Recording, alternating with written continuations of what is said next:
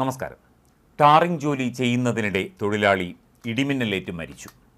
കോട്ടയം കറുകച്ചാൽ കരിക്കാനിരവ് സ്വദേശി വെട്ടിക്കുളങ്ങര VK ബിനു ആണ് മരിച്ചത്. ഇടമറുകിൽ സ്വകാര്യ സ്ഥാപനത്തിൽ ടാറിംഗ് ജോലിക്കിടെ ഇന്ന് വൈകിട്ട് 4 മണിക്കായിരുന്നു അപകടം. മറ്റ് തൊഴിലാളികൾ ചേർന്ന് ഇദ്ദേഹത്തെ ഈരാറ്റുപേട്ടയിലെ സ്വകാര്യ ആശുപത്രിയിൽ എത്തിച്ചെങ്കിലും മരിച്ചു.